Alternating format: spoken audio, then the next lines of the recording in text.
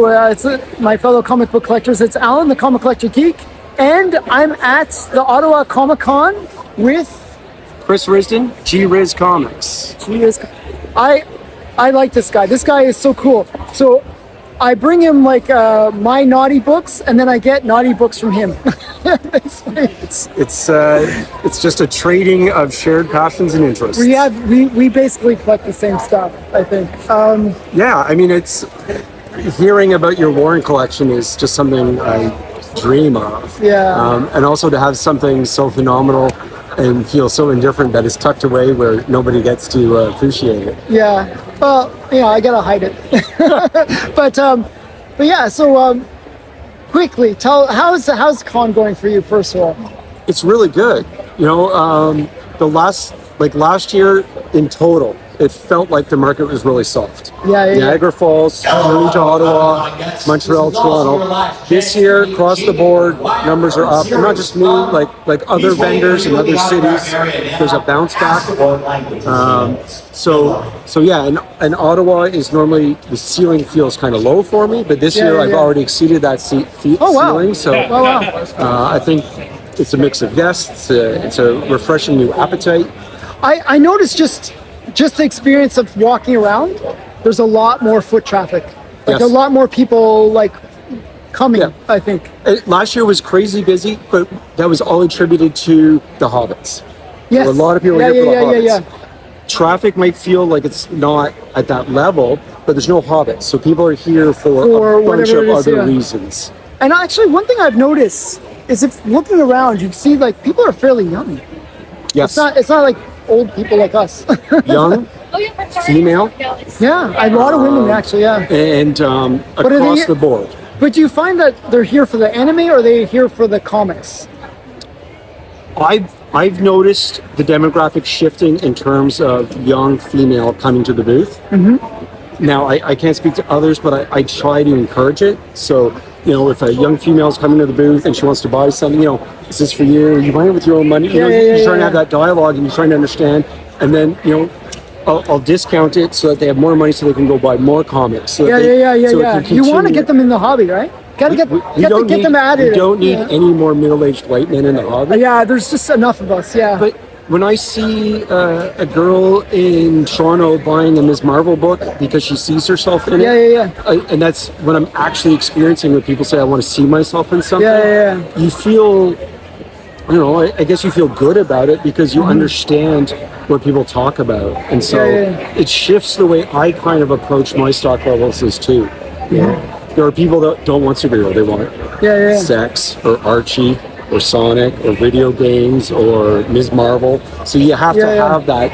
You have to be prepared to have that full spectrum if you want to appeal to that full spectrum. So, how do you find you and I both kind of like the cherry pop tarts of the world and that kind of stuff. Do you find that there's a market still for that stuff, or is more Yeah, and what's really helped, I think, it's normalized. Okay.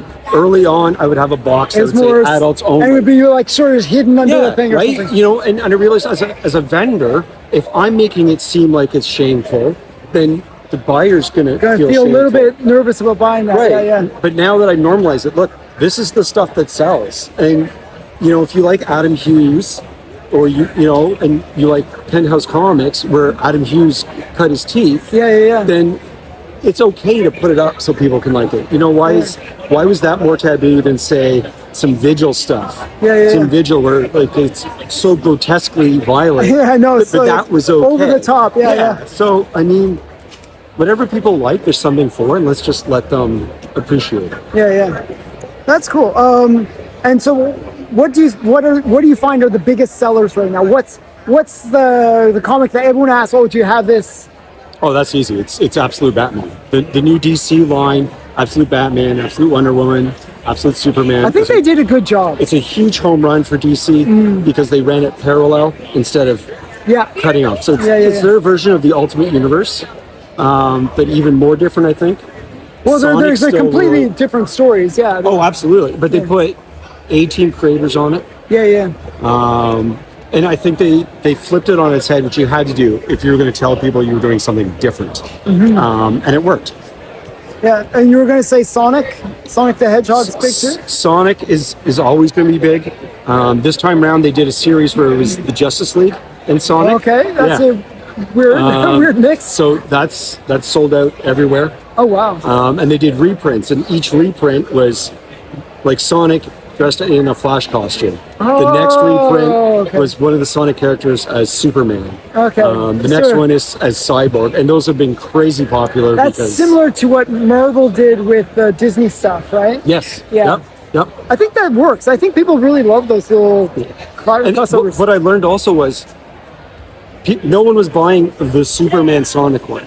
It was the Sonic character that they wanted. Yeah. When I used to sell Marvel hip hop, I know the Marvel hip hops. no one cared what the comic was. They were like the hip hop. Do you have the DMX? Do you have the DMX cover? And you're like, I got to think about which one that was because they didn't care that it was a Wolverine book. They're buying into the culture rather than the actual character. Which I think that's really interesting when these publishers can tap into that stuff properly.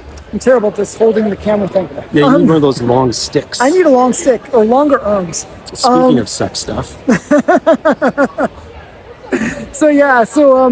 was I going to say? I totally lost my train of thought there. What have you actually, like maybe some of the books that I just traded you, have you been picking up some like PC books, like books that are for your own personal collection? Yeah, one of my most sought after books ever is Rifleman number 10. Rifleman? Rifleman. Oh, Rifleman. With the old Chuck Connors. Oh, the long, the Get Wood book. Yep, I've been looking for that. That's a great book. Forever. And in Toronto, I just asked one guy, Harley Yee. Yeah, most people know Harley. Harley Do you has have a lot one? of stuff, yeah. He says, I just got one to price. And he pulls out a duffel bag, and within the duffel bag is a plastic bag, and he pulled it out, and he hadn't priced it. Oh, wow. I love when dealers haven't priced things. Sorry, but it's like a thing. As a collector, you're going with like, just offer some lowball number. And you can't do that with Harley. Yeah, with Harley, you can't get away with that, But he was... but I'd never even seen one to say, that's too expensive or that's too crappy. Yeah. So it was just, how much is it? Okay, I'll pay for that. Yeah. But with him, there's not much negotiation. No, but with him, if you find that book, that book that you want, and I think him or anyone else, you're not that concerned about what does it cost. Because you can sell it for whatever you want later anyways, if you really want. When it's PC, you're not thinking about what's my markup, what's my return on my investment, or, oh my God, I want this, because I collect innuendo covers, and it was like one of the last ones. That's probably one of the best innuendo covers. The only one left for me is a Little Lulu. Oh, which one? So that's Little Lulu's on a tricycle. I know the one. Yeah. I have it. So. Yeah, of course you do. Yeah, I have 17 versions of it. I actually helped somebody else get that book too. Had I known you, I'll keep you in mind. I think I can get you a copy of it. Yeah, I think that's probably the last great innuendo cover. She's getting it reminds me of the Elf one where the seal. 48. Right? Yeah. Yep. I just found another book that's kind of in the same vein. It's Superman and an elephant. Really? Yeah. And an elephant. He's carrying an elephant. He's lifting up, showing his strength, right? Yeah. But it looks like the elephant is a little bit happy. Really? Because he's behind Superman. It's like. So is that a Silver Age, Golden Age? I'll have to find it. I'll tell you. You give me your card or something. I'll Damn it, another one. It's really funny. I'm like, wow. What were they thinking? Because the Betty and Me was a big one. The Betty. Yep. There's a Hack Slash. Yeah, I have all those. Of that one? Yep. And then there's the Pearl Necklace Archie one. Yeah, I have that. The Pearl Necklace I don't have. I'm actually looking for that one. I know that where they're in the store and she's like, what do you want for your birthday? A pearl necklace? Veronica's going to be so surprised. Yeah.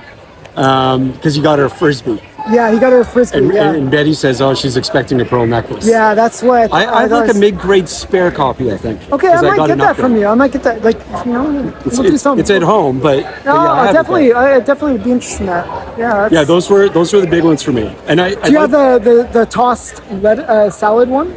It's another Archie one? It's a Blondie. Blondie? Yeah. No. So toss salad means not what you would expect. There's some that sometimes I feel like it's being forced by people to be an innuendo so they can mark it up. Yeah, but no, this one's kind of... There's a There's one about, I think there's one in the pink and one in the stink or something as well. I had that walking one. down the beach. Yep, I had that. Yeah. I collect innuendo covers. Yeah. We're the same. It's like, I love them. I just think they're the funniest thing. Yes, I often wonder how intentional was it, or how was it? Like the one where I beat off the guys. I mean, it's like literally in red. Yeah. I But think it's also that's 1960. I know, it's like, but it seems so. I know. But so that's why it's like, did they mean it? Did it mean something? It's like the Joker has a boner. I was just going to bring that up. I was just going to say it meant something completely different. The boner cover, and that they actually use that in movies where somebody's reading that book just as a joke. Yeah, because it's so funny. But that term definitely meant something completely different at that time. Yeah, it was more like a mistake at that time, right? Yeah. And he pulled the boner. They used it like a million times in that issue. Absolutely. And because they used it so much, you're like, well, hang on a second. And the funny thing is, the cover for it is a totem pole. Yeah.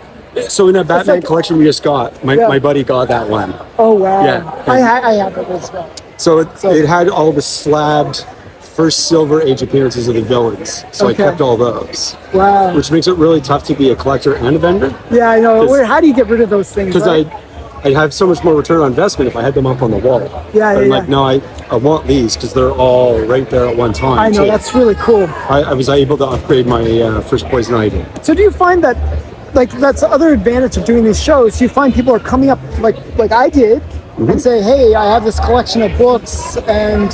Absolutely. I bought a Justice #1. Okay. The great Alex Ross, Jim Kruger series. Okay. Yeah, I'm going to step back. #1, 9/8, but signed by Alex Ross. Oh, wow. So, and he also had a Wolverine 50 signed by Mark Silvestri. That's pretty cool. I was like, I don't really care about this. I'm going to price it for $100. No, that's still a cool book. It's still cool. You know, it's on the wall. Yeah. But, but also when I'm doing a transaction, I'm not saying what a book's worth. I'm saying what the book is worth to me. Okay. And then the customer can decide, this book's worth, I'm going to sell it at $100. I don't care about GPA, so I'm probably into it for 50. The Justice is just for me. I'd pay like 50 for it. Yeah.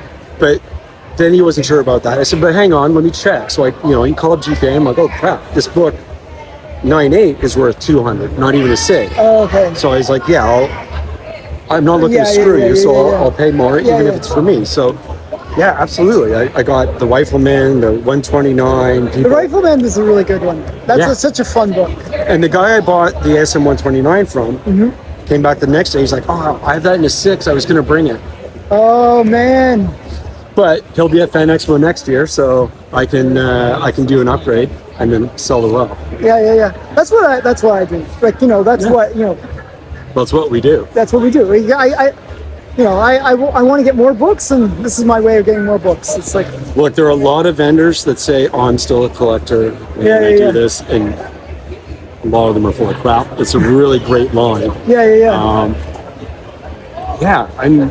It's really tough to be like, I got to put some stuff out, but I also want to keep it. But I've been telling people lately, watch out for vendors that don't have a PC, that don't have a personal collection. Because I think if you have a PC as a vendor, that it kind of ties you to the hobby and makes you appreciate the books more. And it makes me believe that you're not just in this for money. Yeah. You're still passionate about a hobby, and this allows you access to that. And if you're not interested in it, if you're not reading the stuff, if you're not staying up on what's going on, it makes it really hard to be good at the job. Yeah. I agree, totally. But, okay, thank you, by the way. Thank you. Do you have a website? Not really. Okay, so... I did. I killed it. I didn't like it. I'm going to put all of your contact details in the description of this video. And I really do appreciate the trade and also, just hanging out with you. Absolutely. Anytime. I love it. Okay, so bye, everyone. Bye. Bye from Ottawa Comic Con.